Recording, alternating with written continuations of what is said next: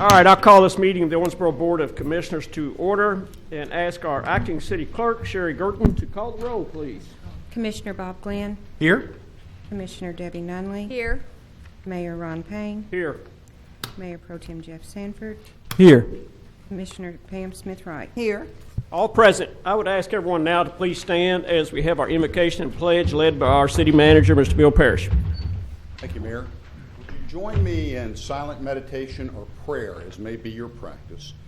Father God, I lift you up and praise your sovereign name as my Lord. I thank you, Father God, for the grace and mercy that you've shown to this community, this wonderful weather that supports our agriculture and the safety we enjoy in this community. However, Lord, we lift up our neighbors and our fellow Americans who have suffered loss at the hand of terrorists in Orlando. We pray, Lord, that you heal the wounded, comfort the hearts of those who have lost loved ones, and be with that community. I pray, Lord, you'll protect this nation, this city, from those who would commit such atrocities. Father, I pray now that you'll be with our leaders, and the president, to the governor, the legislators at the federal and the state level, in this very commission, Lord, as they represent the people in this free democracy that you authorize. It is in Christ's name that I pray, Lord. Amen. Amen. Now the pledge. I pledge allegiance to the flag of the United States of America and to the republic for which it stands, one nation, under God, indivisible, with liberty and justice for all.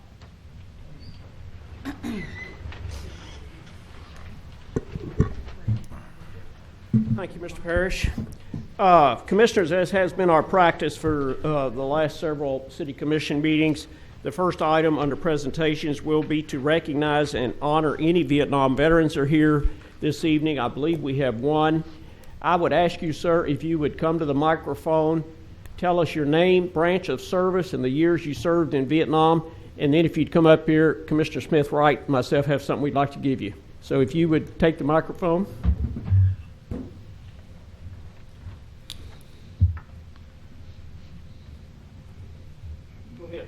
My name is Joseph Spears.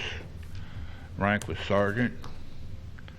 I turned around in 1970, 71, and 101st Airborne.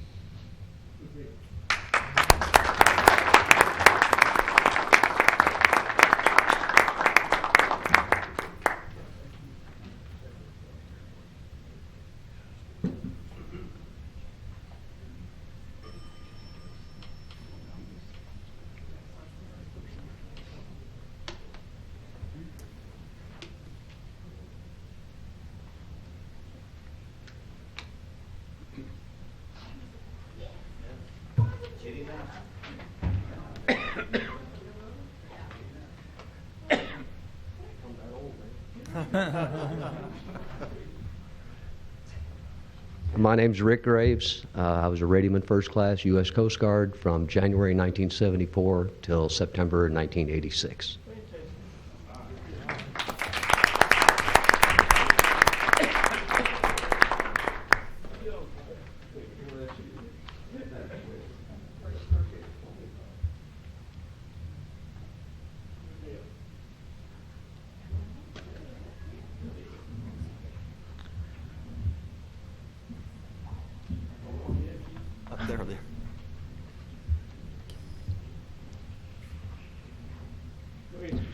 My name's Ed Cecil. I was with the 101st Airborne in Vietnam in 1970 and 71. And then I was in the Army for 30 years, retired as a master sergeant. Ed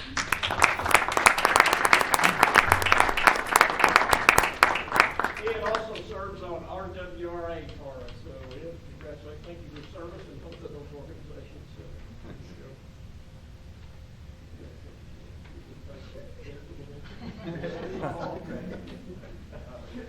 He can't shake a smile.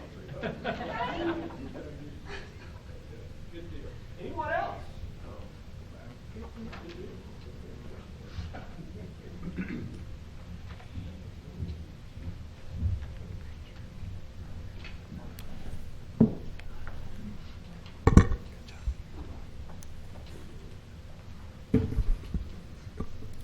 Commissioners, the next thing we have on our agenda under presentations is a proclamation recognizing Sister Cities International Day. As most everybody's aware, the city does participate in this program, and we have several sister cities. So I will read this. Whereas in 2016, Sister Cities International is celebrating 60 years of global citizen and civic diplomatic action and helping support a future where the world's cities, communities, and its citizens can come together on common ground. And whereas Sister Cities International was founded as a presidential initiative by President Dwight D. Eisenhower on September 11, 1956, at the White House Conference on Citizen Diplomacy to create more community-led global relationships so that people of different cultures could appreciate their differences and build partnerships that would lessen the chance of new national conflicts. And whereas Sister Cities International currently has 570 member cities, counties, and states with relationships with 2,300 communities in 150 countries spanning 6 continents, having representation in nearly every district represented in the House of Representatives. And whereas Owensboro is proud to be a driving part of this global network with sister city partnerships spanning the globe in Olomouc, Czech Republic, Olomouc Krai, Czech Republic, and Nissan, Japan. And whereas Sister Cities International Day is a call to action for Americans and citizens of the world to come together to celebrate the importance of communities' continued commitment to supporting a more peaceful and prosperous future through continued people-to-people exchanges. Now, therefore, I, Ron Payne, Mayor of the City of Owensboro, do hereby proclaim July 15, 2016 as Sister Cities International Day in the City of Owensboro and invite all citizens to duly note this occasion. And I think most everybody in the City of Owensboro is aware that we have had a great relationship with these sister cities, especially Olomouc. There is a lot of exchanges that go on between Olomouc and the City of Owensboro, not only between the governments, but between various organizations and schools in this community. And I've always said it's a great, great thing that our children in this community can go overseas and visit with the children in the Czech Republic, and likewise they can come here. So I think it's a great program and has a tremendous amount of merit, and I think Dwight D. Eisenhower was right on in initiating this program to bring people from around the world together. So Leslie Neely is the new executive director of our Sister Cities program. And Leslie, if you come up, I'll give you this proclamation. You might want to explain why we did this for July 15th. Okay.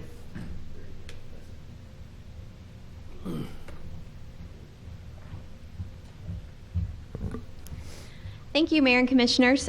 First, I want to recognize some of the board members that are here. I have Larry Mayfield, who just snuck in, Keela West, and Jeanette Ward.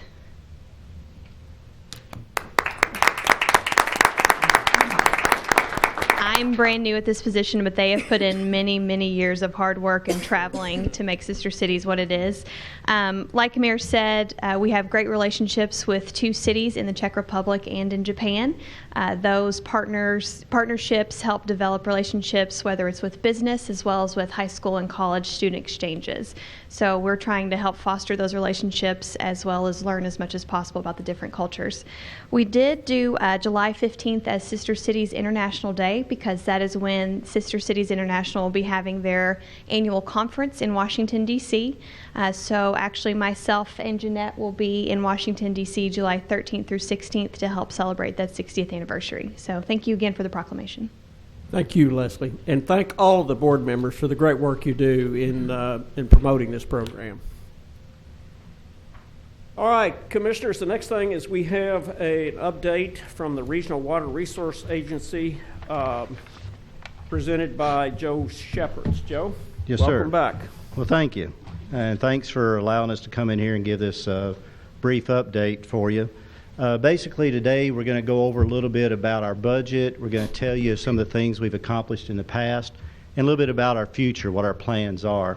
Before I get into it, I want to recognize we have a board of directors. Our chairman is George Stewart. Our vice chairman is Harry Roberts. Our secretary is John Stevenson. Our other board members are Becky Whitehead, Ed Cecil, Bob Whitmer, and David Johnson.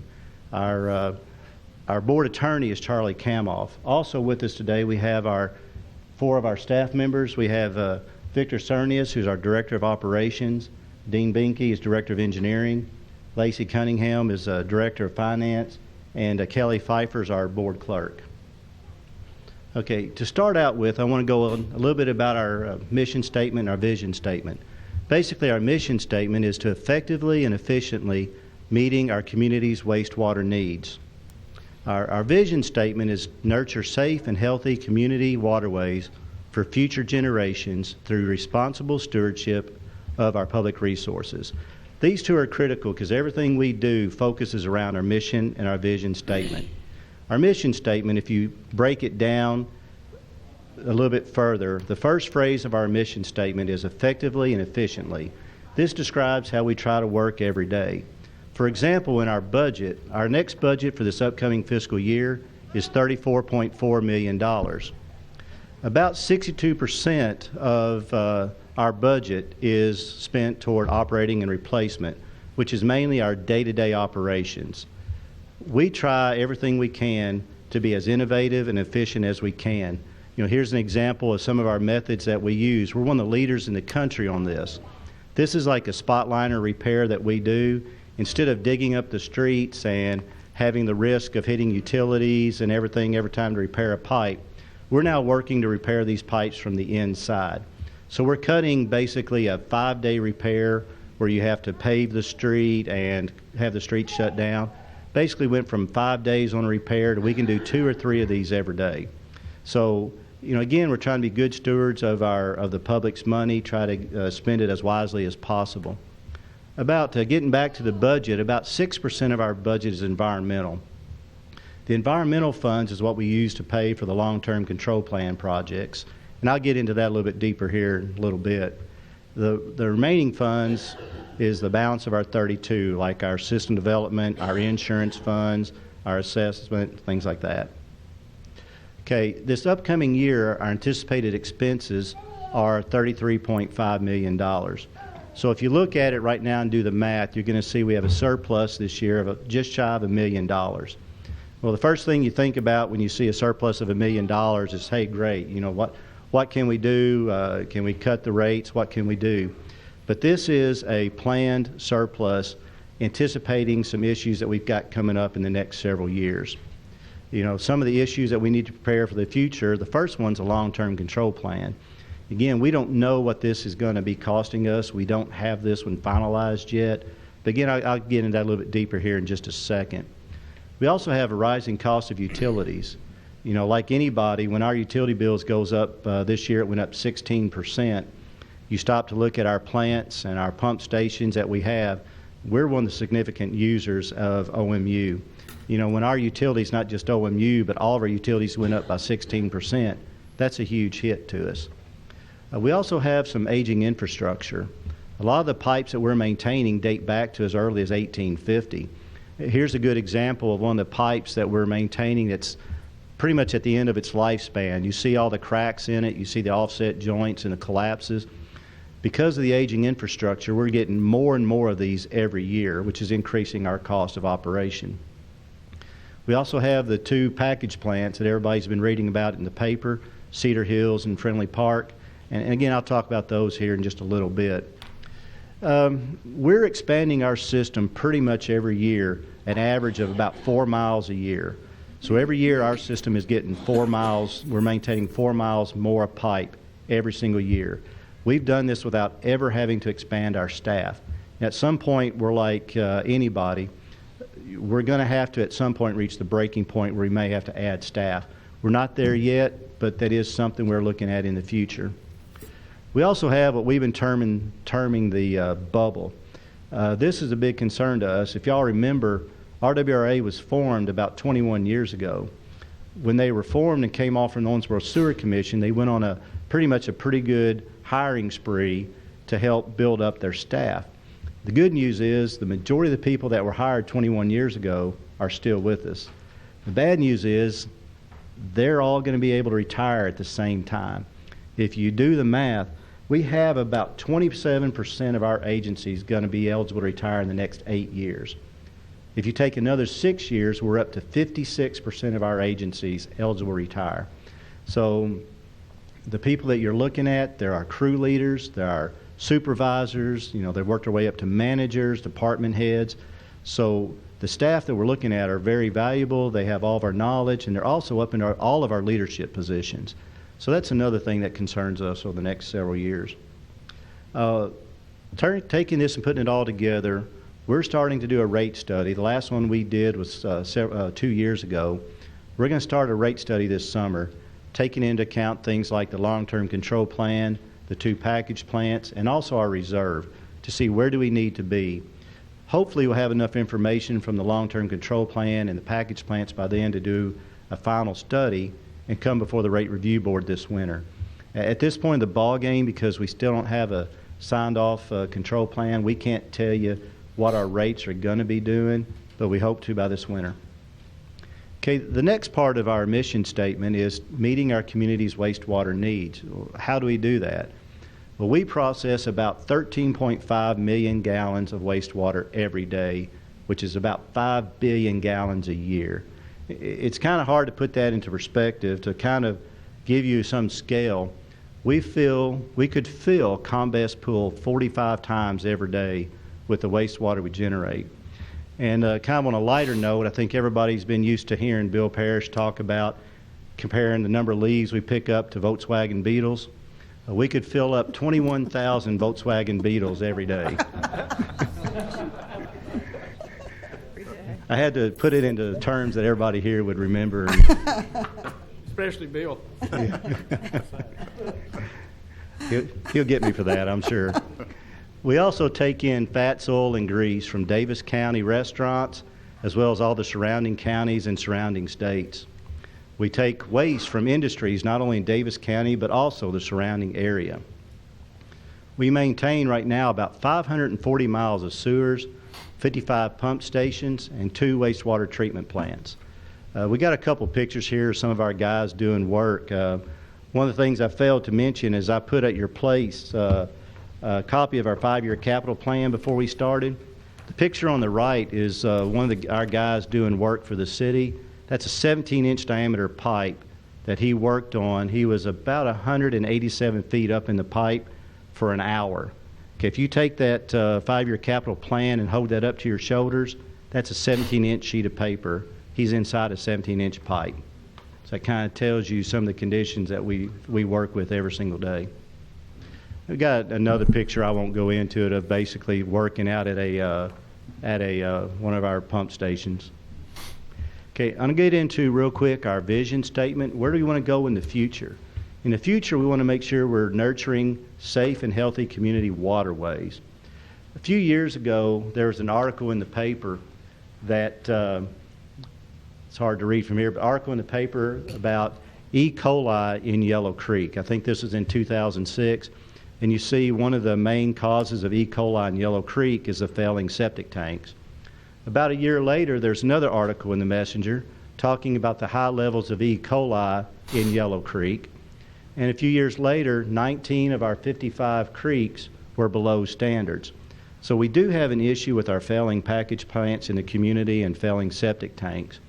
All this leads into our long-term control plan, where we're being forced by the EPA and the Division of Water to start working on our CSO system that we have here in the community.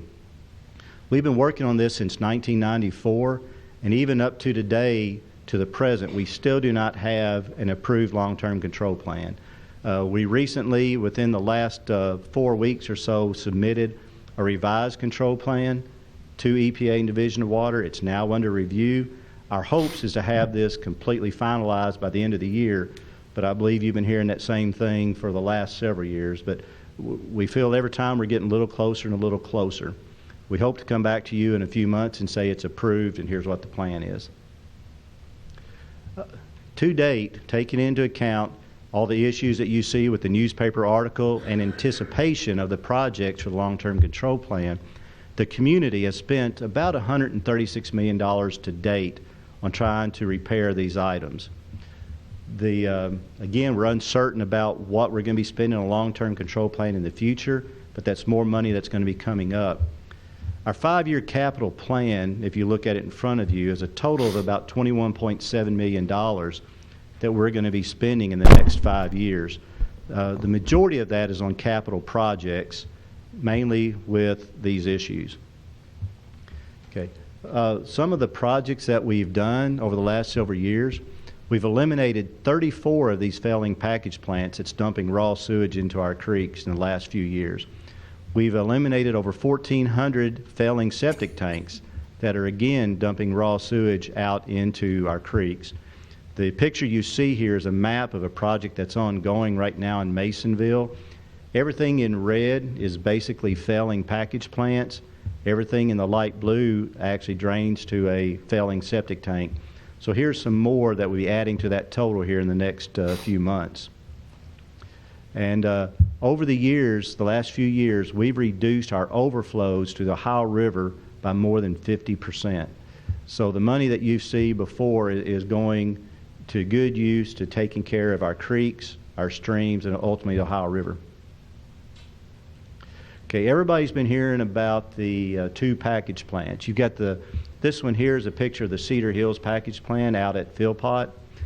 It's hard to tell the quality of this package plant, but we can assure you it's a in pretty deteriorated shape. You couple this one with the Friendly Park package plant. This is the second one that's out in Friendly Village. We're currently in a legal battle in Franklin County Circuit Court with the Public Service Commission as well as the owner of these 2 plants. We know that we're going to be appointed, whether we want to or not. Franklin County Circuit Court is pretty much guaranteed will appoint us not only receiver of these 2 plants, but also as owner in the future. Now, by receiver, what that means is we'll take over the operation and day-to-day management of these 2 plants. We won't own them to begin with, but we'll be appointed the receiver. While we're the receiver, which will take about 4 or 5 years, we'll be doing the design and the construction to take these 2 out of service and bring them into our system.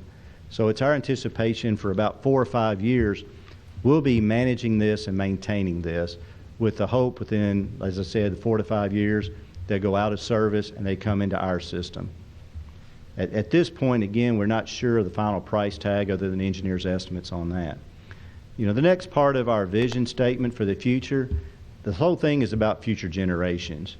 You know, the $136 million that we spent, everything in the future, it's also that our kids and our grandkids can someday play in our creeks without worrying about the E. coli and the bacteria going through our parks. And after that, if you got any questions. Joe, let me ask you, those 2 package plants, because, you know, we represent the citizens of Owensboro up here, and some of these things, you know, they're out in the county. I mean, your rate structure and who's going to pay for these, can you address that just a little bit? We're working on an agreement right now with not only the Department of Local Government, but KIA, Division of Water. Fiscal Court is heavily involved in this, and they've been a real good partner with us as far as going through all this. At this point of the ball game, we're going to be charging them the same rates that more than likely they'll be charged the same rates as everybody else into our system. Anything that's additional that falls outside the rates, we're trying to get some CDBG grants. We're trying to get some Department of Local Government forgivable loans, 0% interest loans, with the anticipation the majority of it is going to be through the grants, the loans. There will probably be an additional fee, and it's going to be part of our rate study.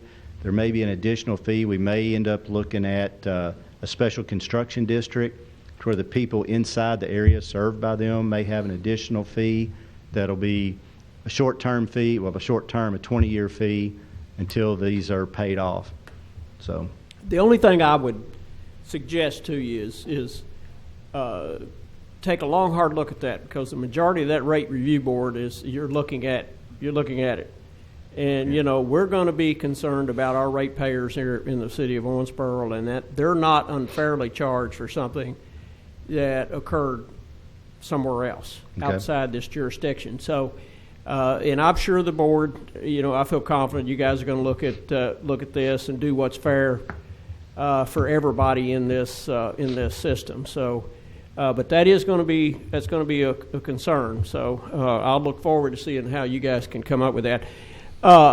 Having said that, the other thing I want to say is I want to compliment you and RWRA, because I know that we've got a great working relationship between our staff and you guys.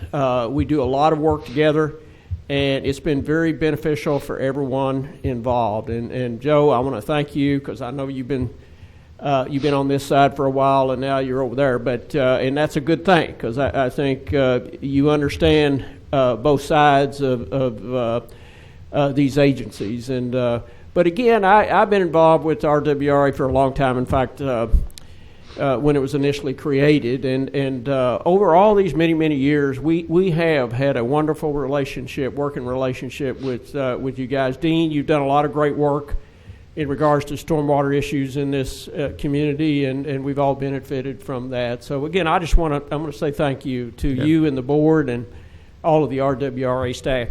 I'll open it up for questions, comments by any of the commission. Commissioner Smith-Wright.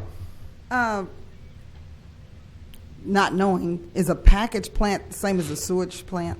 A package plant's very similar to a sewage plant, but it's usually like if you had a subdivision built out in the county that did not have access. I'm talking a lot of them 1960s, early 1970s. A subdivision built out in the county had their own little treatment plant.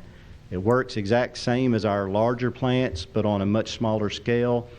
But a lot of times the maintenance on them was not what the Owensboro Sewer Commission and or RWRA has put into our treatment plants. So they work the exact same, but they may be treating 60 homes or 100 homes instead of an entire community.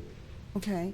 And the other question is, what do you do with all the grease and oils and fats and all that stuff that you collect? What do you do with it? Well, basically, a lot of it goes into the back end of our treatment plant and goes directly into our sludge. It's not, a lot of the oil and grease that comes out of the restaurants basically goes right into our sludge, which is then pressed and sent out to the landfill. It doesn't go into our actual system.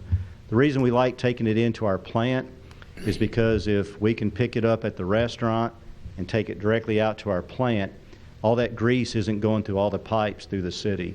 All that grease isn't clogging up all of our pipes and getting caught on root balls and everything. So we try to get the grease traps in all the restaurants. It gets picked up, taken directly to our plant. It doesn't get processed, but it goes through our sludge. Thank you. Anyone else? Mayor Pro Tem. A couple of questions. Joe, your EPA plan, I think we've talked about this in the past before you took over. Is that basically the separation of the lines is what they want to see, that, or will they accept all the work that we've done and the money that we've spent? Doesn't that show the EPA what we've done to try to resolve this solution? And from what I was told, I believe the pollution at the end of at the river was only like 2% or less. Am I correct from what I remember? Yes, to everything you said. Okay. Yes, we're taking into account like all the work, a lot of the stormwater master plan projects that the city has done over the years, where a lot of the work is either in separating out the system or creating capacity. All of that is receiving credit by the EPA. Okay. The work that RWRA is doing, everything is involved in receiving credit. And yes, the long-term control plan is either about separating and getting stormwater out of the system or pulling sanitary out and reducing the amount of bacteria that's going into the combined. They both receive credit. Well, and is my 2% correct? Yeah, Dean, the 2% is, let Dean answer that one because I know, but let's make sure he says the right word. Yeah, 2% on an annual basis. Oh, Dean, people at home can't hear you unless you get up that mic. Yeah, the 2% comes from 98% of the sewage gets treated. During wet weather events, you have portion gets out. If you do the math on it, and we do the math by the minute of how many gallons get treated, how many go out, It's about 2%. We've held to less than 2% in the last 5 years. And that's like really good, I would assume. It sounds like a really only I can tell you, compared to where we were 20 years ago, it's great. Well, and how do you measure that with the currents, and how do you? We have 3 main outfalls to the river. And they all go over a weir, so we're measuring the flow based on the elevation behind that weir. And then we can measure All right. that, and then by the minute we're measuring what goes to the plants. Okay, interesting. Thank you. Anything else? Mayor Pro Tem? Commissioner Nunley? Joe, I've got a few questions. How many package plants are still out there besides the Cedar Hill and Friendly Village? It's our understanding, as far as package plants that treat the actual subdivisions, these will be the last 2 in Davis County. Now, there's still a few out there that are treating industries. There's maybe one that's got treating a trailer park, we think. But as far as treating that, town we hit up this one in Masonville that I showed, the Friendly Park, the Cedar Hills, we believe all that's left is only going to be ones treating. There's a couple industries. I think like Primum Allied Tool has got one, Custom Fab has one, things like that. Has there been any? Have there been any situations regarding damage to any of these homeowners in those 2 developments during this transition period? Like physical damage to the houses? Not really. These package plants are dumping into the creek. One dumps into Old Panther Creek. One dumps into a ditch that gets into Panther. So it's not as much, the package plants aren't causing as much damage to the houses as they are basically dumping raw sewage into the creeks. The collector system is in pretty bad shape too. We'll be forced to take that over. That's the pipes out in the street. They're in pretty bad shape, and that's causing some backup into some of the basements out at Cedar Hills. So that's another thing that is in our cost estimates to repair. And are polluted waterways still the #1 environmental issue for the state of Kentucky? That would be a better question for them. I know that it's also, the EPA is, you start looking at the air quality when you start looking at some of OMU's issues. I think it would all be lumped together. I don't know if we could really rate the water quality higher than the air quality or what, but both of them are huge issues. It is a huge issue. These polluted. I remember when I served on this agency with Dean and John and George some 20 some odd years, well, before you even hired, I think. And we would measure the E. coli out there in the river. We'd put those little bobbers out there. Do y'all still do that? Yeah, we do. And over the years, you start looking at what we've had over the years.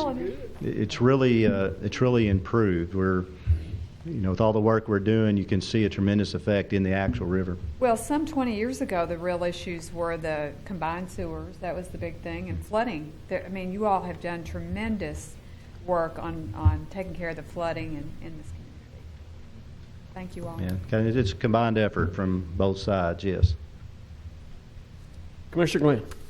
Yes, a couple of quick questions. The first is, we seem to have had some pretty significant collapses of either pipes or the ground where pipes are. Thompson-Berry a couple of years ago had to shut down an entire portion of the park, and I know that I went and talked to the guys that are working on it.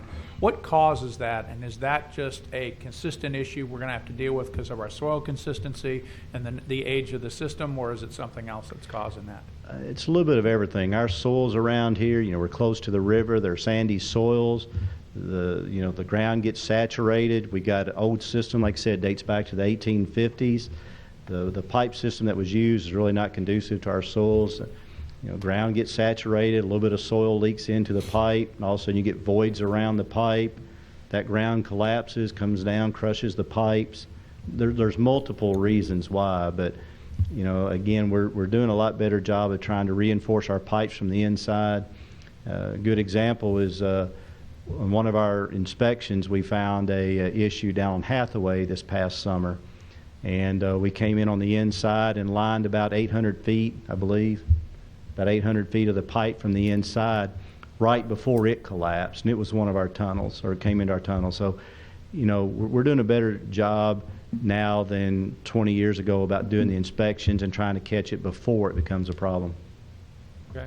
And the other question I had, and the mayor mentioned this indirectly, if I understood what I'm reading in the paper, Friendly Village and Cedar Hills would wind up paying increased rates to replace these package plants, but they would pay different rates. So how does that, to sort of piggyback on what Mayor Payne has said, how will that affect city ratepayers, or will it affect them at all? When I read the paper, it sounded like it was unfortunate for Friendly Village. It was unfortunate for people I know who live in Cedar Hills, but it wasn't going to impact me as a city user of your system. Is that incorrect, or is that accurate? Well, once they come into our system, they're going to be like anybody else, whether that person is somebody out at Heartland, or somebody out at Keeneland, or somebody out at Sorgo or Masonville. Once they come into our system, they're all going to pay the same base rates. When we get into Cedar Hills and Friendly Park, one of the methods, again, we're still looking at it, but one of the methods we're looking into, we may end up creating some type of a construction sub-district that's only for those areas that would end up paying for those fees. Again, we're also looking at, we're working with Department of Local Government in Frankfurt to try to get some 0% interest loans, forgivable loans, CDBG grants. So between all of it, we're hoping a lot of it is going to get paid for, but what doesn't, we are looking at possibly creating a special construction sub-district. So the costs for those zones are going to be borne solely by the people that live in that area, or with help that you're trying to garner, but that shouldn't impact everybody in the system. But the overall rate increases that you're asking for in the winter will, obviously. I can't say solely. It's too early in the ball game to sit here and say that 100% of it's going to be borne solely by them. There may be some of it that may have to get absorbed by RWRA. Again, until we start to see how much grants we receive, and there is a breaking point about how much every person can afford. We start looking at that and start looking at where we end up on the actual construction cost. I can't stand up here before you and say that they're going to pay for 100% of it. There's going to come a point where RWRA may have to be absorbing some of that. And if that's the case, it would be system-wide. That's where it would impact everyone potentially. There is that potential. And at this point, I can't tell you how much that is, but I can't stand up here and tell you that it'll be absorbed 100% by the residents. Okay, then the last question. Within the relevance of the time frame, you're looking at a winter 2016 proposal. Do you think all those variables will have been addressed by that time, or will it go beyond that period where you're looking at your rates? We hope to know more about it within the next few weeks. This is a real dynamic project. Within the next few weeks to months, we'll know more about what grants we're going to receive. We're actually advertising now to hire the engineers for design. We get better cost estimates. That'll all go into helping us to determine what the rates are. Probably the biggest unknown is still long-term control plan, more than the two package plants. Mm-hmm. Thank you. Appreciate it. Commissioner Nunley? I know in the past, Joe, when we were running sewer lines up to the house, we would put a lien on the property. When we finally had all the numbers in order and all that, we would just put a lien on the property. It would be paid. It would be paid when the house transferred. Is that something that could ultimately occur to avoid an ongoing rate? Yeah, and that's still what we do. If the residents on any of these, again, whether it's Cedar Hills, Friendly Park, or even you get out to the newer subdivisions, they all have the option of paying the system development. If it applies assessment, capacity, they can pay all these up front as a lump sum fee, or they can take out, basically pay us back over 20 years. And on some of those fees, we do file a lien on their property. So it'd be the same issue. Very good. Joe, thank you very much. Great presentation. Thank you, yes. Thank you, Joe. All right, Commissioners, next thing we have a presentation about the World Changers program by Abby Shelton, our Community Development Director. Abby, you have the floor. Thank you, Mayor and Commissioners. I have a brief presentation about the event that happened last week, June 13th through 17th. We partnered with the Davis McLean Baptist Association and World Changers to bring about 275 volunteers, youth and adults, into Owensboro. 19 site locations, 18 of which we sponsored. And today I have Brother Jerry Tooley here with me. Thank you so much for your participation. Would you like to say any words? He doesn't want to be quiet. Man of action, not words. Exactly. Great leadership, and the amount of cooperation, partnership, and just happy people that I saw last week was amazing. So, like I said, 275 volunteers from 11 states, and Brother Jerry put together 14 supporting churches, which we don't have an exact number, but the number I got from Leslie Rice was about $12,000. We also have a partnership with Apollo High School and Davis County Public Schools Assistant Superintendent Matt Robbins, who they put up all these volunteers at their school, which was a big undertaking, so we appreciate their partnership as well. So this year we had, on our part, about $25,000 in investment, and the way it's been set up, this is our 9th year, $107,000 in economic impact or partnership in this community in this past week. So these volunteers get into town, they get acclimated. Monday they get their assignments.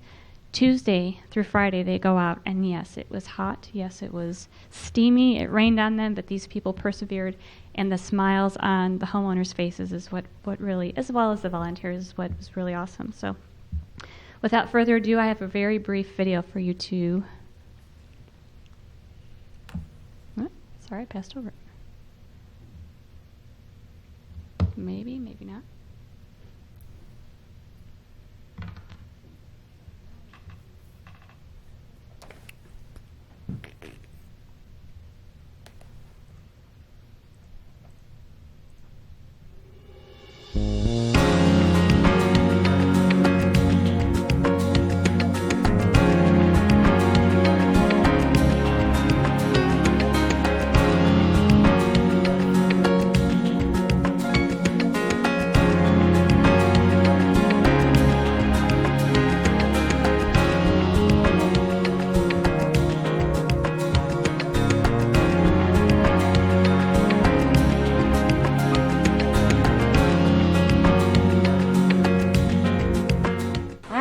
Spread the sweet love of Jesus everywhere I go, and just get out in the community and help our homeowners and fix up some stuff.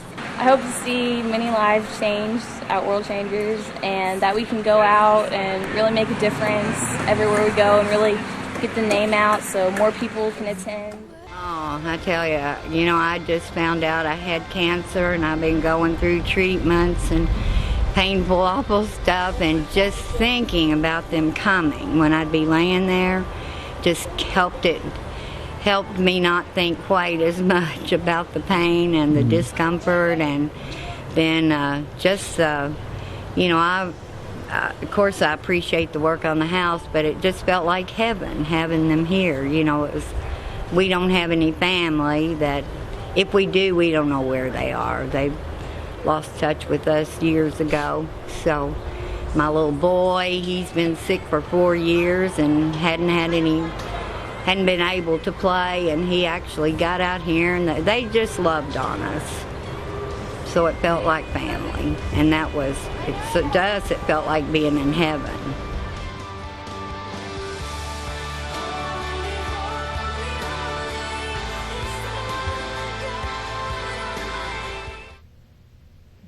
So, with the partnership of Brother Tooley, we will be doing this again next year. That was a nice video put together by the World Changers group themselves. They're such a well-oiled machine, and they get in there and get to keep these kids going, do worship services. So it's a really good experience. But I do want to thank them for giving us that video. We edited it down. There's a 10-minute video if you ever want to see it. They've got great interviews in there, but for time purposes, we cut it short. Any questions? Abby, I guess that's, as I look at that, I think that is good for those giving and those receiving. Of course. I think it benefits all those involved. Let me ask you, how, I noticed that there was a little statement there about applications. People that would like to have work done, they apply. Where do they apply? Here at City Hall? Or yes, where? Applications will be available in February 2017. And they can come to City Hall. They'll be downstairs automatically. It is first come, first served. So they'll have to apply and then qualify by income. Okay. All right. Very good. Anyone else? Mayor Pro Tem? Abby, what if you wanted to be a volunteer? Who do you contact? Or You can go online at World Changers, and it's through Lifeway Missions, I believe is what it's called, Lifeway. So if you have any interest in volunteering, of course, you can also, I'm going to put you on the spot, Brother Tooley, contact Brother Tooley. And I'm sure that each year, you know, they love coming back here to Owensboro, but I know there's a great backbone here in Owensboro that supports those kids. So they also need volunteers there as well. Okay, thank you. Of course.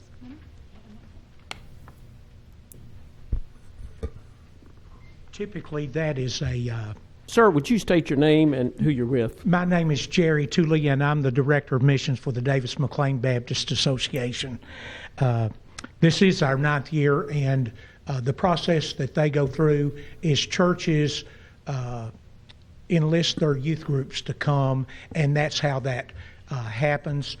This year, we had 14 churches from 11 different states here, and 3 of those groups have been here before.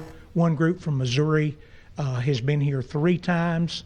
One group from Illinois has been here twice, and one group from Alabama has been here twice. And I think that says a lot about the hospitality and the wonderful relationship that we have working with the city and doing the work of World Changers and helping people. You know, when these young people are here, do they stay in homes? Is that They stay at Apollo High School. Apollo High? Okay. And okay, that's right. You need to know that those students pay approximately $250 apiece to come here and work in your city. Wow. Okay? Awesome. It's pretty impressive when it is. When you find out the details and you see what all. I'm the local person that just I make sure that the kids get fed at their sites every day at lunchtime, and it's a wonderful thing to see what God does with that to homeowners and to the community, and it's a great thing for us to be able to be involved in, and I believe the city to be involved in as well. Yeah, I agree. Anyone else?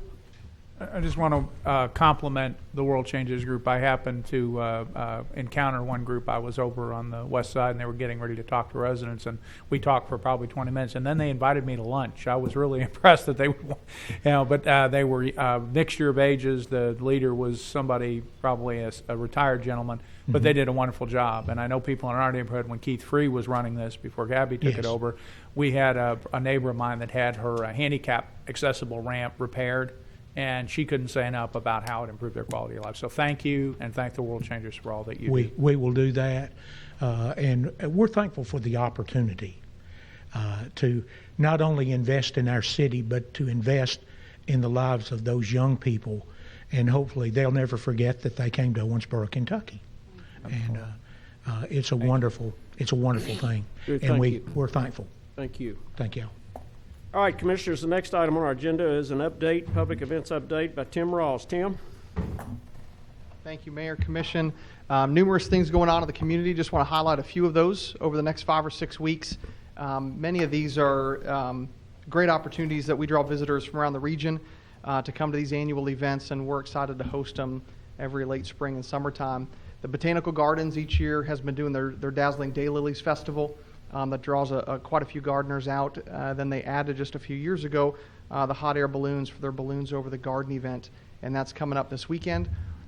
Those interested in getting a hot air balloon ride, if you've never done it, it's a tremendous experience. I've had the opportunity to do it and be part of these over the years, and it's really unique to be able to do that. It's one of those bucket list items to say that you've done it.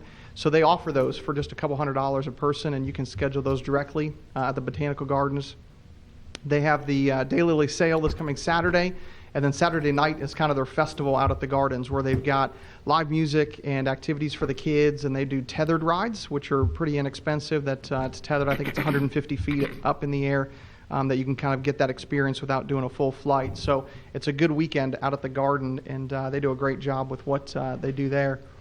We've also got Romp that everybody is familiar with. We've got the Bluegrass Museum groundbreaking coming up on Thursday to kind of kick off some of the Romp festivities that are going on.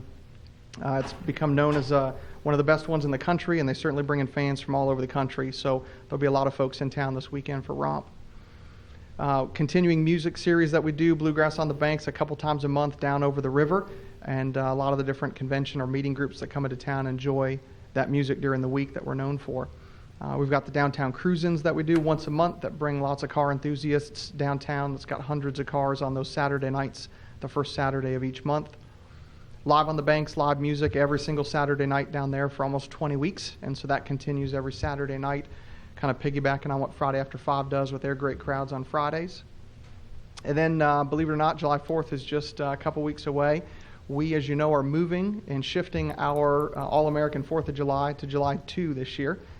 Since it falls on a Monday, we decided to do the activities on Saturday so people can have a little bit longer weekend. So Saturday, July 2, we start downtown, the same setup that we've had the last few years with the activities.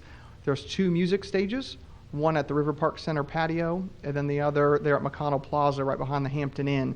And live music starts on both of those at 5 p.m. Again, on the right side of the screen there, you'll see we do the Kids Bike Parade. And there's 100 some odd kids that come with all their cute little patriotic outfits, and they decorate their bikes and their wagons, and they start off a little parade down Veterans Boulevard for us to kick off that activity. So we invite anybody that's got kids that are 10 and younger to decorate anything that's non-motorized and bring them out there and participate. They get some free goodies at the end of that parade, and then we encourage them to go over to the convention center for an event called Fourth Fest that they've been doing for several years. It is sponsored by SFG, presented by them. They were great partners with this event over the years. And it's free, basically a free carnival, inside, out of the heat for the afternoon and evening time. And they've done a great job with the littler kids. They've got a big food court, so all of your favorite festival food. And then if you're looking for a reserved seat down along the river, Coca-Cola is our partner for the Coca-Cola Red Zone, that you can reserve seats starting at just $7.50 a person, so that way you don't have to worry about going and claiming your spot that you want on the lawn or along the riverfront. Go to them and buy your tickets in advance, and you can get a spot out on the pier or on their terrace there. They've done a lot of activities, carnival stuff for the younger kids the last couple of years, but they've added some for the older kids and those of us like Leland and myself that want to do some of these. Wipeout was a popular game show on TV the last couple of years, and they've got this activity that you stand on these pedestals in this big inflatable arena, and the big spinny wheel comes around. You got to try and keep your balance and jump over top of it. So they have that Wipeout style game. And I think Bill said that he was going to be the first in line for the Stuntman Challenge, where you get to climb up and do one of the stunt jumps onto those giant air mattresses. And again, all these activities are totally free. Just go down to the convention center with some fun on July 2nd. So further details on our website. You can always check that calendar of events and come to the convention center for Fourth Fest. And then the fireworks that night start with the Symphony Orchestra at 9:15 over the river there. So downtown, the only streets that we're closing for downtown, again, just like we've done in recent years for this and for the air show, is just Veterans Boulevard is the only one that we close up. We close quite a few streets right at the end of the fireworks to help with some traffic egress, but up through the majority of the event, it's just Veterans Boulevard. Numerous parking spaces available around downtown, so we encourage folks to come on down on Saturday to enjoy a great night celebrating our nation's independence. And then lastly, just want to mention real quick, B&B Riverboats. We know we had that announcement just a few weeks ago with them that they're going to be bringing some tours this fall down at English Park. And so keep your eye on the media for that, but it's an opportunity to go out on these dinner cruises and lunch cruises on that big boat that's coming up from Cincinnati. So great opportunity. We're excited to have them in town. They want to look to hopefully add those a couple times a year as they continue to develop here in Owensboro. But for this year, they're starting out with one. They'll be here, I think it's 3 days this fall that you can book those dinner and lunchtime cruises along the Ohio River. So those are a few things coming up over the next few weeks. Tim, the website, their website, do you have that? I'm sorry, Mayor, I do not. Okay, we can certainly get it, and there'll be a link. We don't have it yet on our calendar page, but I know the CVB on visitowensboro.com, I think it is on their calendar page. Yeah, I think because if people want to look at maybe taking one of those cruises and everything, they can go to bbbriverboats.com, bbbriverboats.com. And they have a schedule of when these cruises occur and how much they are. And so I think this is a wonderful attraction for our city. And And really, I think it's only the beginning. I think we're going to see more and more river traffic come into Owensboro. But again, that website, bbriverboats.com. Thank you, Mr. Parrish. Anything else? Yes, ma'am. Tim, could you go back a couple of slides? Yes. That doesn't look like Bill.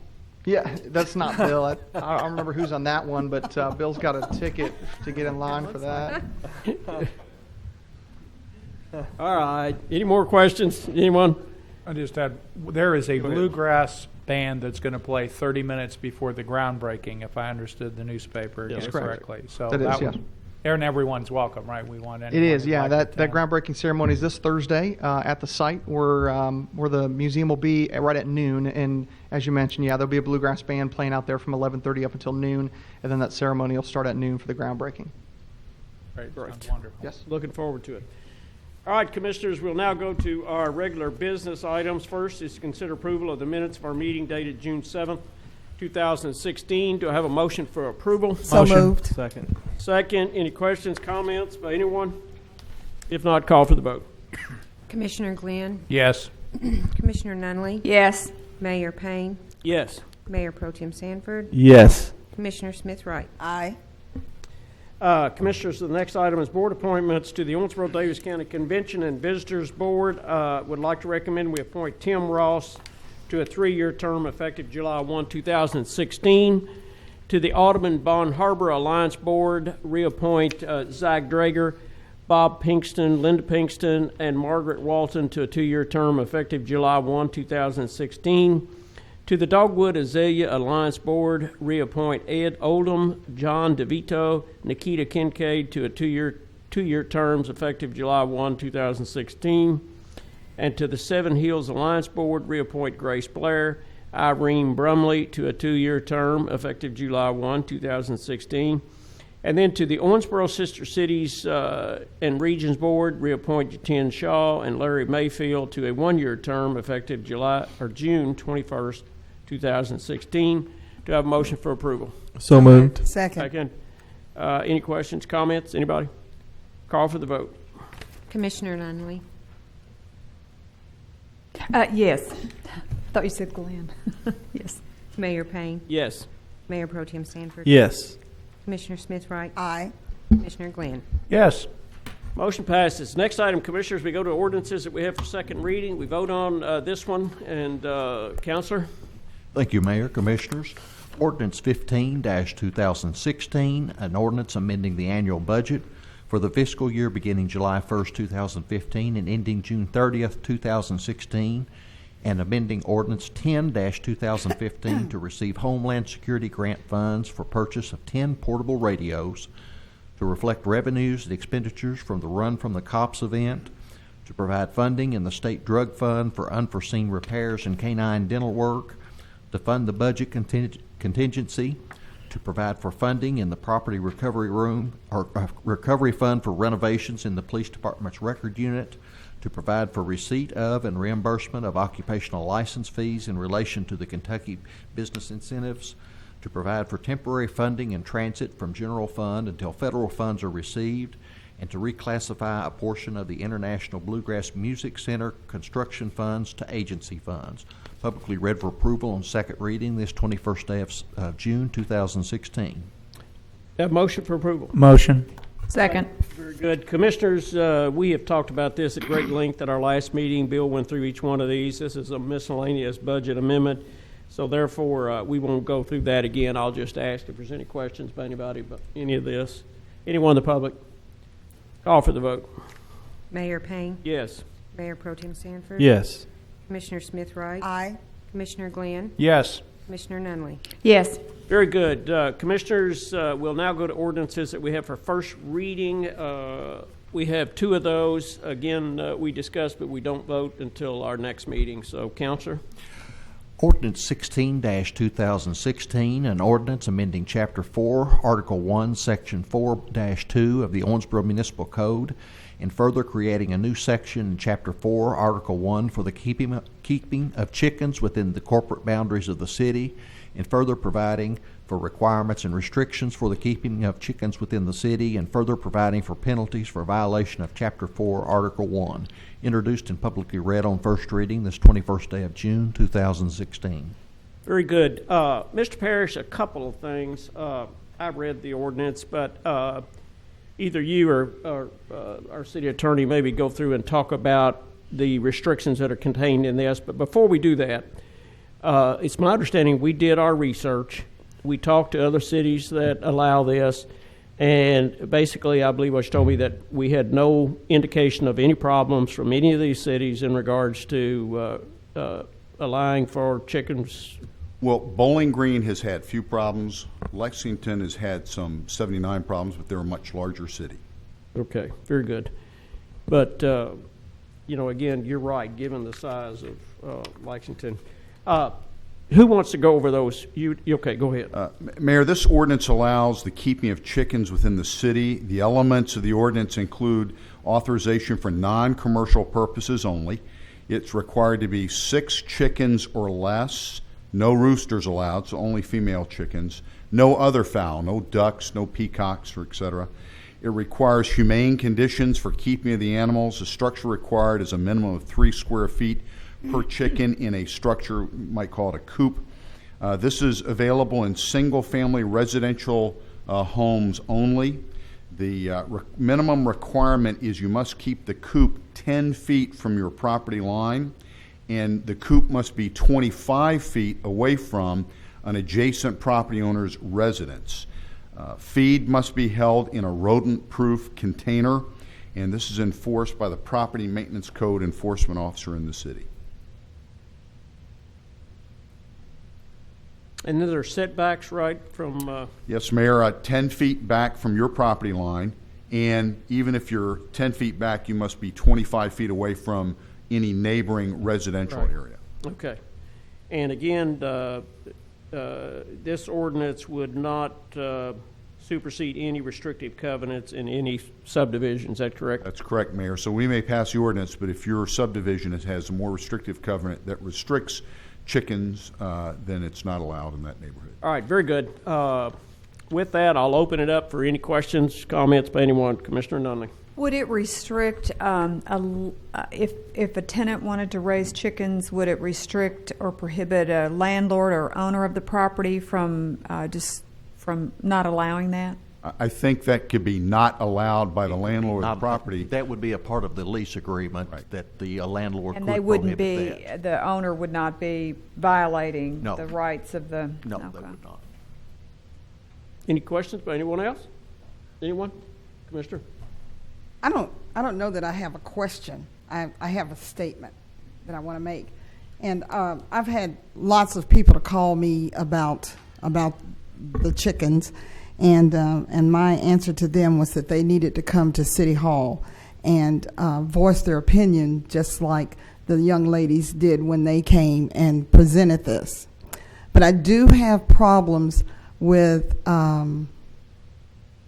chickens in the city. I think that we haven't had an ordinance where that shouldn't happen, and when we talk about Bowling Green, we talk about Lexington, we talk about Louisville, on so many things we don't compare ourselves with someone else. We are Owensboro, and so if we're going to compare ourselves with someone else, then we need to compare ourselves with the cities who have a fairness ordinance. We've had 20 to 30 people to come here for 2 years and sit here and ask for a fairness ordinance, and we did nothing about it. And we've had this young lady who was well prepared, and my hat goes off to you. You had your stuff together. But the point is, we had 2 people to come here about some chickens, and they get all this attention, and the 20 to 30 people that came about a fairness ordinance, and we're putting chickens above human beings. And it bothers me because it's not that I agree with the LBGT community or anything like that. That's not it. It's human rights. And in light of what has happened in Orlando, where people are killing people because they don't agree with them, and we would look at chickens more so than we look at human beings, and that bothers me. I have a lot of things that, you know, I've got newspaper articles, I've got things from the internets. Yes, hens do crow sometime. It's not only the rooster. They do make noise. People talk about the smell. And if in these homeowners associations that do not allow that, think of where they don't have homeowners associations. Where is that? Usually in poor communities, in poor sections of town. And so there will be people doing all kinds of things, not people who are concerned like these two ladies are, who will take care of the chickens, but there will be people who will misuse this, and to try and find out where they are, who they are, and all that kind of stuff. I think it's using precious city time to keep up with all of that, and I don't agree with it. Thank you, Commissioner. Commissioner, I'm gonna have to take issue with one thing you said that I don't agree with, and I don't think it applies to this commission. We're not putting chickens before people. I think the reason some of us didn't address the fairness ordinance is because we didn't think it was necessary, that there were already laws in place that took care of those issues. So I think that's a little strong to say that this commission Mayor, puts chickens before excuse me, people. I'm not, okay, excuse me, and I Commissioner, don't wait want... just a minute now. Let's keep order here. We're not. You know, if somebody can come up here and demonstrate to me that there are people in this community that are being abused because we have failed to take action, then I'd be the first to want to take that action. But I even had individuals stand up at the podium and tell me they could not cite me any examples of abuse in the city of Owensboro. So, but I guess I just have a problem. Those are two entirely separate issues, and I just have a problem with saying that we're putting chickens before people. I don't agree with that at all. Could I say something, please? Yes, ma'am. Okay. Go ahead. I wasn't trying to start any argument, but it's just my view. It's my view, and I am saying that we didn't look at the ordinance. We didn't look at it, and you instructed Bill when she asked for this ordinance and gave her presentation. You instructed Bill to look at those other cities, find out, do whatever, and that's what we did. And I don't think that we did that with the other group. Okay, that's a valid. One point. Mayor Pro Tem, go ahead. One question for Mr. Parrish. Who will monitor if we do this? Who will monitor? Do we have enough people to monitor? Will it cost us? It'll be complaint-driven monitoring, just like if someone were to call and say, my neighbor's grass is too tall, we would respond to it. If the complaint is within the bounds of the property, likely be responded to by our property maintenance officer, Joe Sublett. Right. If it's an escaped chicken running down the street, it would be just like an escaped dog. It would be the county's animal control officer. I can't tell you the number or that it would be in Owensboro. I just know it's relatively small in Bowling Green and larger in a larger city, Lexington. Thank you. Let's give somebody else. Go ahead, Commissioner Glenn. Yeah, let me just general comments about this.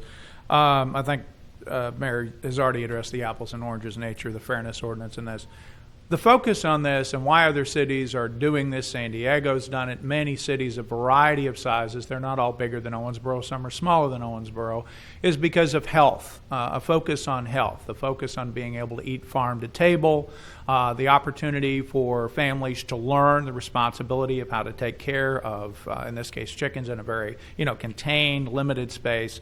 I talked with 3 people in Louisville who are under this ordinance. The biggest problem they had was occasionally a predator would get one of their chickens. And he said, and that's our problem, and they got them even though they were in the cages. It's been a good learning experience for their children. 3 of these people are affiliated with churches. One of the gentlemen was a youth pastor at a major church in Louisville, and they sent me pictures of what their facility looked like, and it looked very contained, well maintained. And I think the biggest thing here is that if individuals want to do this, and it's such a limited amount of poultry that would be involved, and it's only to produce eggs, I think it promotes a healthier lifestyle. It allows people to be able to feel closer to the earth, which we seek to do with gardens already. I don't see any reason to not try this. And we can always go back, or future commissions can go back and rescind this if it's that problematic. But I think it's worth a try because the people who have talked to me about it are enthusiastic about it. They believe it's a first step toward healthier living and also being able to basically have an organic experience by raising these chickens. And I don't think there's anything wrong with it. I don't think we need to fear with it. If it was that big an issue, other cities wouldn't even consider it. Commissioner Nunley. I have a question as to what sort of legal precedent this sets for other people to ask for other types of farm animals to be allowed in their backyard on a 70 by 100 foot lot. It seems to me that it sets a very strong precedent if I wanted a goat on my property and you wanted a chicken, that I would have that right. So I have a concern about that. I also am just amazed that we're moving in the opposite direction of the county government, where these things are typical. And we're allowing these sorts of things on small city lots, and they passed something just the opposite a couple of years ago regarding goats. Counselor, wait just a minute. Go ahead. Okay. Be recognized. All right. Thank you. I don't think this would set a precedent at all. This the regulation of animals, farm animals, whether it be dogs or cattle or anything. That is one of the police powers of the state to regulate health, safety, and welfare. We do currently, we prohibit swine under our ordinances. We prohibit livestock. I know when I first started for the city about 4 years ago, one of the first complaints that I ever went to was the keeping of a horse within the city limits. So as long as we have safety and public health in mind, I don't see that there's a problem with us authorizing this.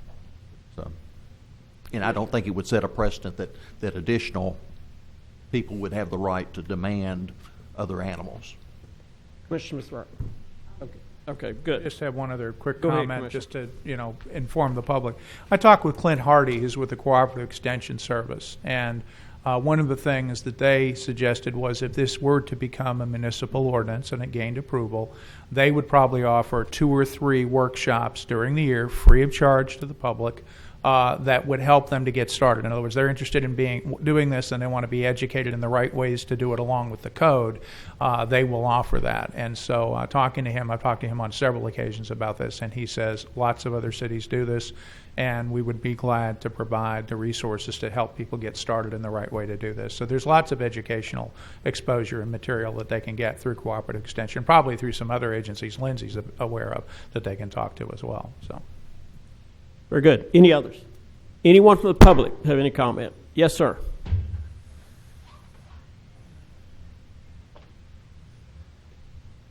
I'm Donnie Murphy. I live in Trinity Hills, been there 45 years and wants to be there another 45 years. And I'm with Miss Wright there, and this is the city of Owensboro, not the country of Owensboro. And we need to go progress. Right then, you're going backwards. That's old school. So we need to go straight forward.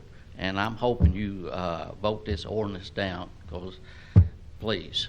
Do you know, I'm just curious, do you know if your subdivision out there has any kind of restricted covenants? I live in Jagos, and we've been there 45 years. They built that house, and the ordinance wasn't involved, but if it was, Okay. I'd like it. And I'm his neighbor, too. Okay, very good. Thanks for coming out.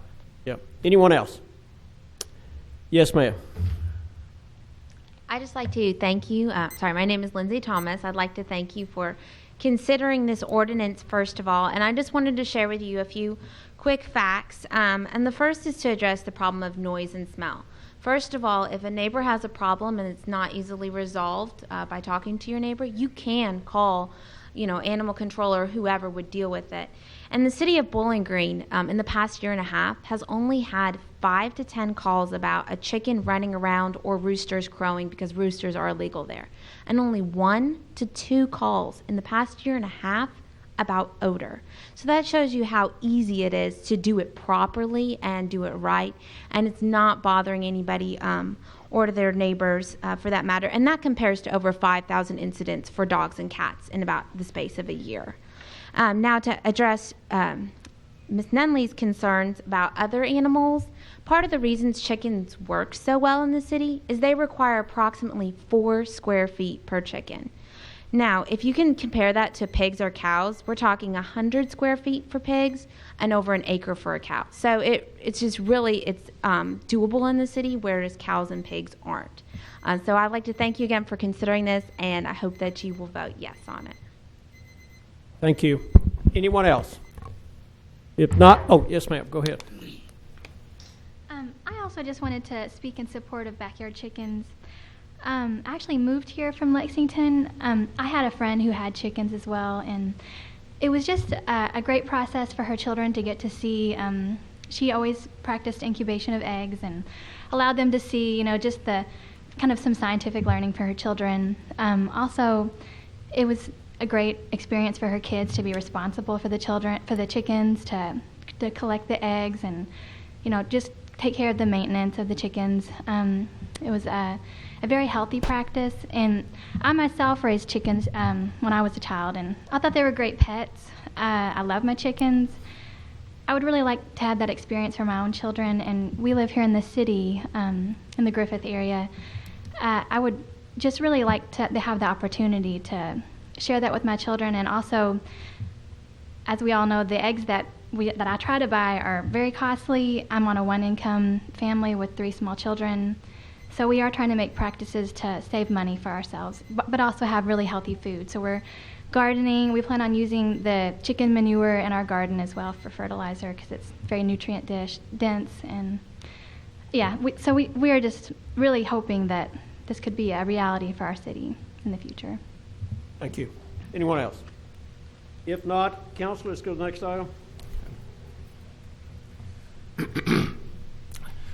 This is Commonwealth of Kentucky Davis County Fiscal Ordinance in City of Owensboro, Kentucky Ordinance 17-2016, an ordinance of the Davis County Fiscal Court and the City of Owensboro, amending the Inter-County Owensboro-Davis County Code of Ethics to include additional candidates, designated employees, and elected officials in the definitions, and further amending Article 2, Section 1 to increase the amount of procurement authority necessitating the filing of a statement of financial interest, and further amending Article 2, Section 3 to amend the date by which the board shall deliver a statement of financial interest to a candidate for elective office, and to further amend Articles 2 and 4 to delete outdated language. Introduced and publicly read on first reading this 21st day of June, 2016.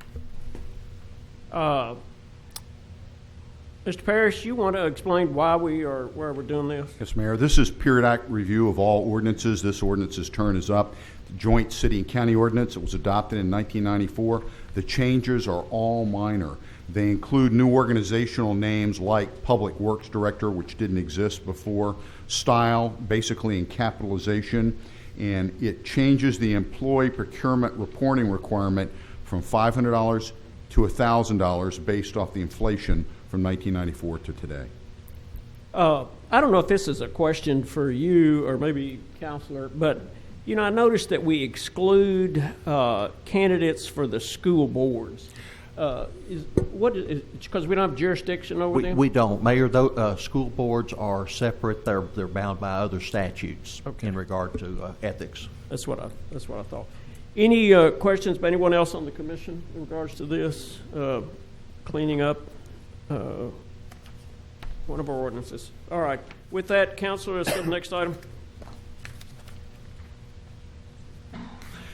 Municipal Order 19-2016, a municipal order authorizing and directing the mayor to execute an application for fiscal year 2016 State Homeland Security Grant through the Kentucky Office of Homeland Security in the amount of $76,986, the proceeds of which will be utilized by the City of Owensboro Police Department to purchase an automated fingerprint identification system, no match required from the city, introduced and publicly read for approval this 21st day of June 2016.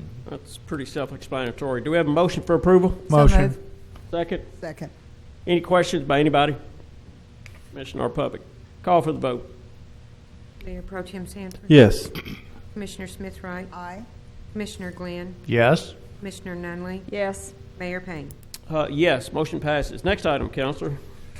Resolution 20-2016, a resolution of the Owensboro Board of Commissioners proclaiming their sympathy and sorrow for the tremendous loss of life in the community of Orlando as a result of the horrific terrorist attack of June the 12th, 2016, introduced and publicly read for approval this 21st day of June 2016. Motion for approval? So moved. Second. Second. Commissioners, at the request of Commissioner Glenn, he and I got together to come up with what we could do to express to the city of Orlando our sympathy and support in regards to that tragic event that occurred there. Not only did we want to do this resolution, but I also have a letter that'll go along with this resolution, the fact that this commission has approved this. And I'd like to read that to you if you do not mind. It is addressed to Mayor Buddy Dyer and the citizens of Orlando. In the wake of the horrific terrorist attack on Saturday, June 12th, which left 49 individuals dead and over 50 wounded, the City of Owensboro and the Board of Commissioners wish to join in a public expression of sympathy and solidarity with the residents of Orlando, Florida. We extend our heartfelt condolences to those who lost loved ones in the attack and those whose friends and family members were wounded or injured. We also want to recognize and thank the first responders who overcame great odds, the police, fire, and medical crews who helped save lives, console survivors, and aided victims in need of immediate medical treatment. We are connected with Orlando by air and travel connections, but today we stand in solidarity with your city and its residents as they seek to reclaim normalcy from the impacts of this terrible event. We earnestly pray for a full and complete recovery for those still hospitalized and all those affected by this senseless act of hatred and violence. We stand in unity with the Orlando city government and the residents of a community often labeled the happiest place on earth. With sincere condolences and best wishes for a brighter future, signed Mayor Ron Payne, City of Owensboro. Commissioners, we will send this letter along with this resolution to Mayor Dyer here after its approval this evening. So with that, I'll ask if there's any questions, comments by anyone. If not, call for the vote. Commissioner Smith Wright. Aye. Commissioner Glenn. Yes. Commissioner Nunley. Yes. Mayor Payne. Yes. Mayor Pro Tem Sanford. Yes. Very good. Thank you. With that now, Commissioners, we'll go to the City Manager's items. Mr. Parrish. Thank you, Mayor. I'd ask you to recognize Ms. Hamrick for the financial report ending May 31st. Ms. Hamrick. Yes, Mayor and Commissioners. I'm happy to give the financial report for the month that did May 31st, 2016. Our general fund revenues through May of $42,156,292 were $803,987, or 1.9% under budget. This is primarily due to the insurance premium license fees and the net profit fees. Our general fund expenditures of $40,189,769 were $3,043,167, or 7% under budget. This is primarily due to salaries and benefits and partially due to timing and maintenance and outside and professional technical services. The revenues and expenditures in the Your Community Vision Fund were under budget, which is primarily due to timing of projects and capital outlay. Expenditures in the Sanitation Fund, Transit Fund, and Recreational Fund were under budget. If anyone has any questions, I'd be happy to try and answer. Angela, I don't have any questions, but I do have a comment. I'm kind of pleased to see with our occupational license fee that we're $500,000 ahead of budget with 1 month left to go in this year, and that our occupational license fee is up 13% over the previous year. So that's good news in regards to employment activity in our community. I also noticed I thought this is really good news with that insurance fund. We've been having pretty good experience this year, but on page 33, to date, the revenue over expenditures is $860,000. So, my gosh, that is good news. And I noticed that we are building back our fund balance, that it is now $1.3 million in that insurance fund. So, I mean, it got down to about $300,000 last year. So that really is some good news and good results in that fund. So let's hope our employees continue to stay safe and healthy. So with that, I'll ask if there's any other comments by anyone from the public. I'll entertain a motion we receive and file. Motion. Second. Call for the vote. Commissioner Glenn? Yes. Commissioner Nunley? Yes. Mayor Payne? Yes. Mayor Pro Tem Sanford? Yes. Commissioner Smith Wright? Aye. Very good. Motion passes. Mr. Parrish, next items. Thank you, Mayor. I'm asking the Commission to consider the following personnel appointments tonight. Taylor Mattingly, probationary full-time, non-civil service appointment, accounting clerk, effective June 27th. Josh Bachmeyer, probationary full-time, non-civil service appointment, human resources manager, effective July 5th, contingent upon successful completion of all post-offer pre-employment requirements. And Lisa Shellnut, regular full-time, non-civil service appointment, bus driver, effective June 29th. Do we have a motion for approval? Motion. Second. Second. Any comments, questions, anyone? If not, call for the vote. Commissioner Nunley? Yes. Mayor Payne? Yes. Mayor Pro Tem Sanford? Yes. Commissioner Smith Wright? Aye. Commissioner Glenn? Yes. Motion passes. Anything else, Mr. Parrish? I have 3 additional items. The first is that I am happy to report that the Finance Department, for the 35th time, has received the Certificate of Achievement for Excellence on Financial Reporting, called the CAFR, that is really focused on the audit. What this tells the citizens of Owensboro is that our Finance Department manages, handles, and disperses their money in an efficient, well-controlled, easily trackable manner. Their funds are safe with the city. Mayor, I'd like to ask you to deliver this award to Ms. Hamrick.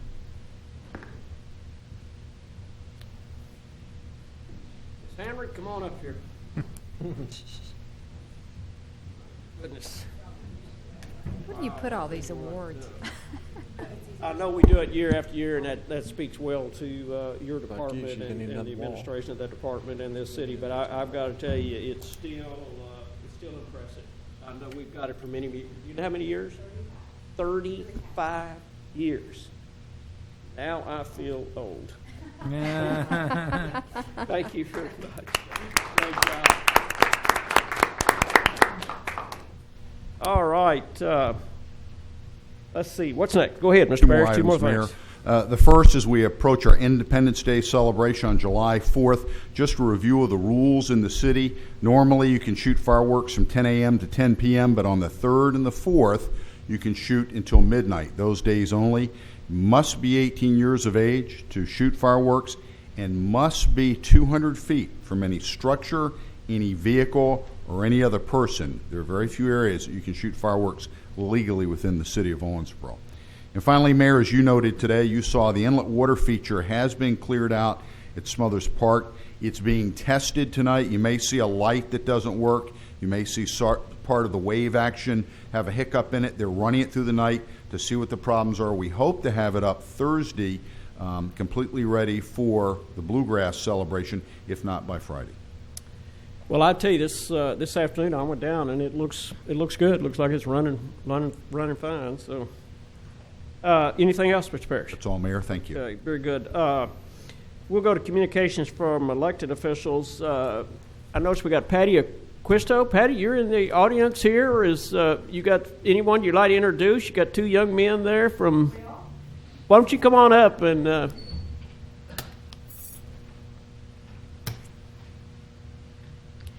Patty Acquisto.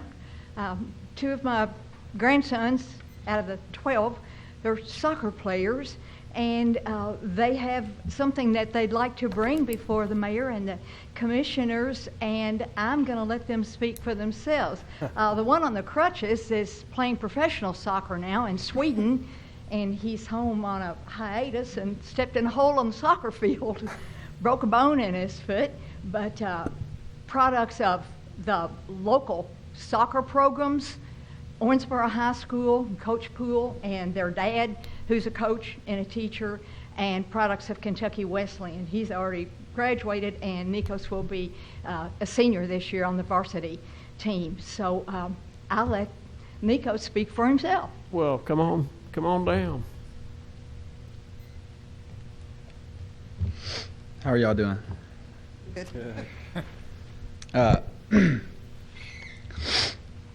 My name is Nikos Aisilau. I play soccer at Kentucky Wesleyan here. That's my brother.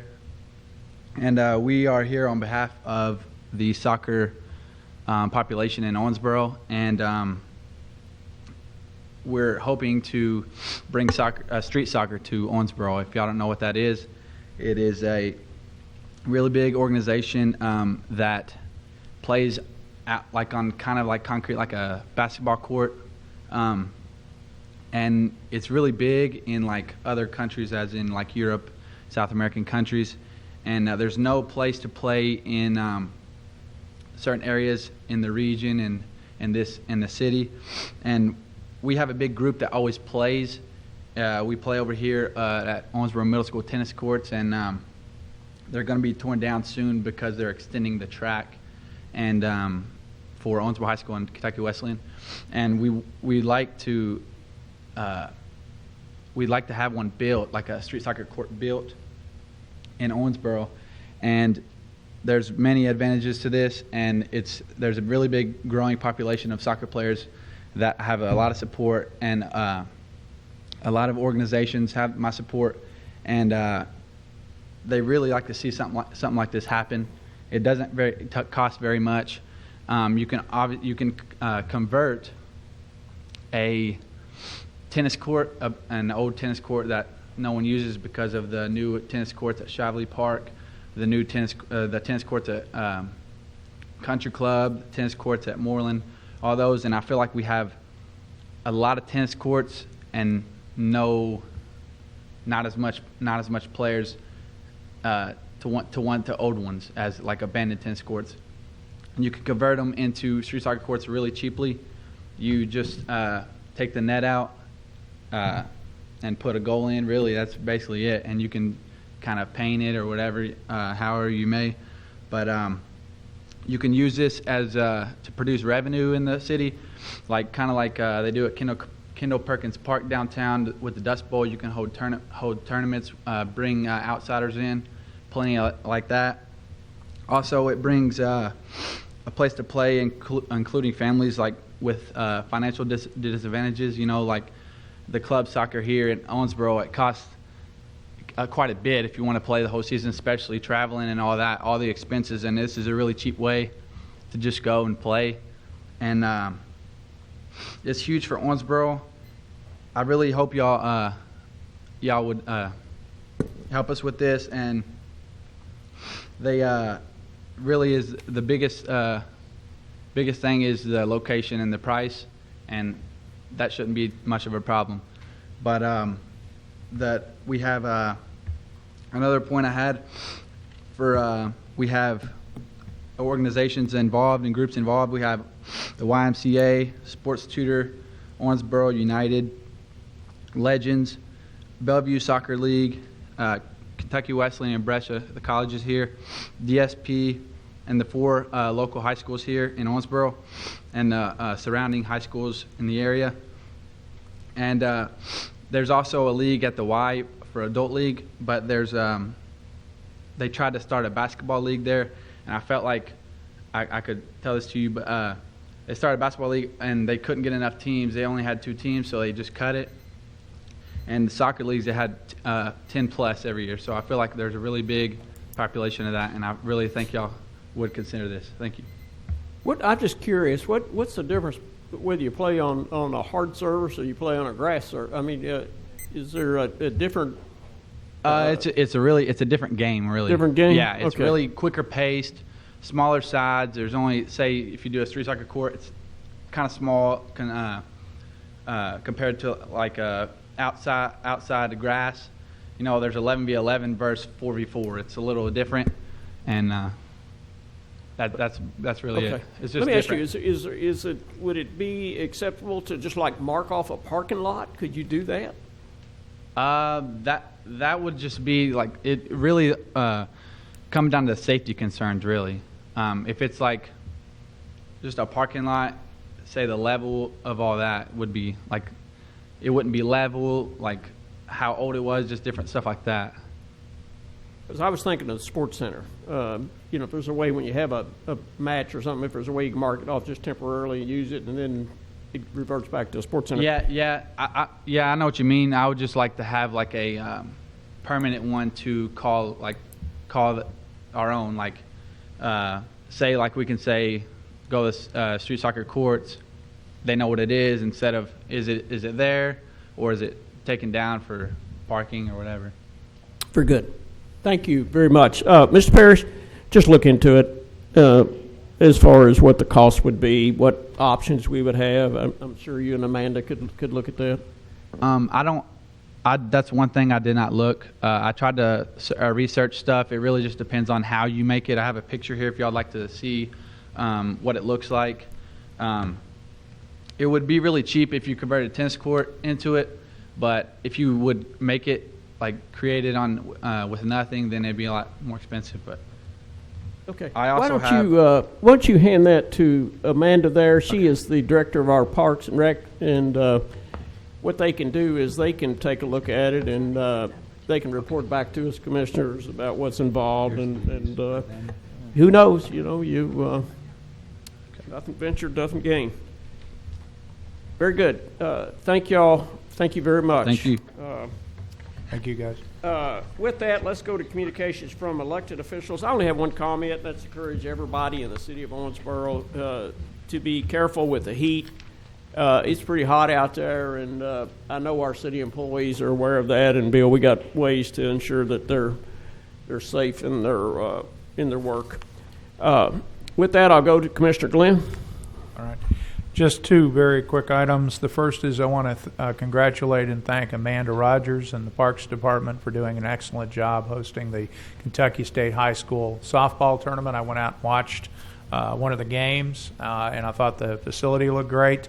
The staff was attentive, and I think that you did a wonderful job. Also, I know you had some other softball tournaments. I'm talking about you, if your ears were burning. And so I wanted to congratulate you and your staff for just another exemplary job in hosting the state tournament and some other large softball tournaments in league with Evansville. The other is that this week news came forth that the Davis County High School varsity academic team won a national championship. I've talked to the mayor. I think we're going to try and recognize them in a future meeting, but I do want to congratulate those students. I used to coach an academic team at a school that my kids went to. It's a lot of work. You don't just walk in there and know the answers. And they defeated teams from California, Tennessee, Chicago, all over the country. And I think that's a major accomplishment. And we often extol the virtues of athletic champions, but we should also extol the championships that are won by our great students and academically focused students, in this case at Davis County High School. So congrats to them. Mayor Pro Tem? To piggyback Commissioner Glenn, Amanda, I'm happy to report that a lot of the businesses that I do work with notice when you do have these tournaments, because they were telling me this week that they noticed they had a lot of extra business. So keep the tournaments coming, keep it going because these small businesses really, it really makes a difference to them, and how much money comes in and through their week, and it makes a better month for them. So keep it up. And that's number one. Number two, I noticed last night I was out at Ben Hall's, and I guess the First Tee program. I think we've talked about this. What do we have like something to do? Because I noticed all these kids, and it was packed. I was going to actually hit some balls, and I was like, oh my gosh. Do we have a part in that, or how does that exactly? It's kind of a question and a statement because I was really impressed with what I saw. Thanks, Commissioner Pro Tem. Yeah. My name is Amanda Rogers, Director of Parks and Rec. And yes, we do have an association with the First Tee of Owensboro. And our golf course manager, Charles Whalen, is also on the board for the First Tee. Okay. So he helps initiate that agreement every year, and they use our facility annually at 3 different times over the year and host the First Tee program there on site at Ben Halls. I just want to say that I was really, really impressed with how many kids were out there. I mean, it was packed. So congratulations. Keep it up. Thank you. Mm-hmm. Mr. Smith, right? I just wanted to say that on July the 29th, we will be unveiling a display at the Owensboro Airport in honor of Owensboro's own Tuskegee Airman. His name was Milton T. Hall. And so we will have a unveiling of a street sign and the display in the airport. So this is an early notice to put that on your calendar. It's going to be at 11:30 on July the 29th. Anyone to the public? Eric, can I add one more quick comment? Yes, sir. I did want to also emphasize an event that's occurring Thursday night, the 80th anniversary of the Neblett Center's operation. There will be an event at the River Park Center at 6 o'clock if anyone is interested in attending. It'll be celebrating the birthday. That center was started after a shooting on the west side of Owensboro by Hattie Neblett and her husband. And that center has served young people and the members of that community faithfully for 80 years. And so it's had a great influence in changing lives. And so I hope if you're interested in attending, contact me. I'm on the board or anybody else. Commissioner Smith writes a former board member, so talk to us. Very good. Any of the city staff have any comments? No, Mayor, they do not. You guys awake over there? Jumping out. I'll entertain a motion to adjourn. So moved. Second. Call for the vote. Mayor Payne. Yes. Mayor Pro Tem Sanford. Yes. Commissioner Smith Wright. Aye. Commissioner Glenn. Yes. Commissioner Nunley. Yes. We are adjourned. Thank everybody for coming.